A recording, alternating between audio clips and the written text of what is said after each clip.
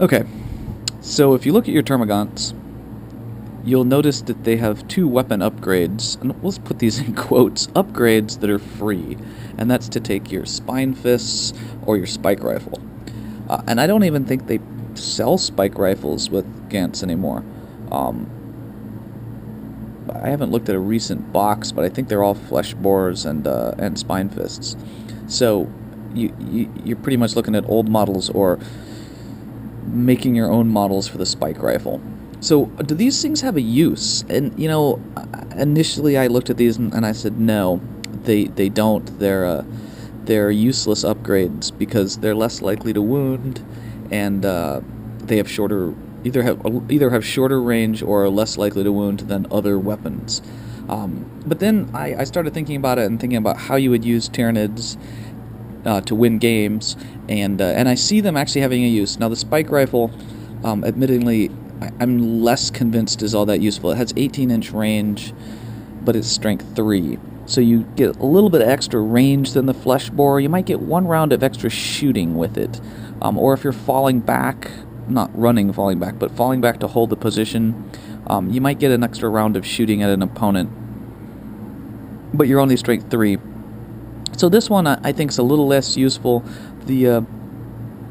The only use I really saw for it is if you take Gants with Devourers and you run out of points, but you still have a few that have Flesh Borers. You could give them Spike Rifles because they have the same range as the Devourer. So you don't lose shots if you're shooting at near maximum range. Okay. Spinefists. Spinefists, however, I think do have a use. Now, initially I looked at these and I said, no, they only get one shot. It's twin-linked, but it's strength 3, versus the Flesh Borer they just come with, which is strength 4. Same range. So how does this lower strength weapon work for you? Now, if you do the math, it's a little less effective at wounding Marine equivalents than the Flesh Borer. So right there, it doesn't look good. But depending on what you use your Gants for, if you're out there to, hold objectives, and in a lot of games you're going to be there holding objectives, these guys might be at the far end of your field, so they are as far away from your opponent as you can put them, and they're holding objectives, which means sometime in the game they may get assaulted by a unit that outflanks or comes in on a drop pod, or maybe a flyer. In which case, the Spinefists might actually be more useful than the Flesh Borers, and here's why. A flyer comes in, these guys are twin-linked to hit the flyer. Yeah, I know if you have at least 10 guys with Flesh Borers or 10 guys with Spinefists, you're likely to hit the flyer once with either squad.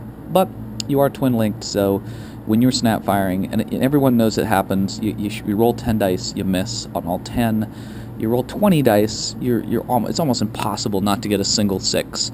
So you could hit any flyer in the game, and you could drop monstrous creatures with it. You can't really hurt vehicles, but you could drop a monstrous creature. So that's got one use. The other use is these guys are holding objectives in the backfield, and you're not using them to, march up and kill things. You're using them to hold a strategic point that you want. The twin-linked weapon is useful because they're not going to assault anything. These guys are ones that are holding, moving, sitting in terrain, and they're potentially going to be assaulted, often by a limited number of enemy troops.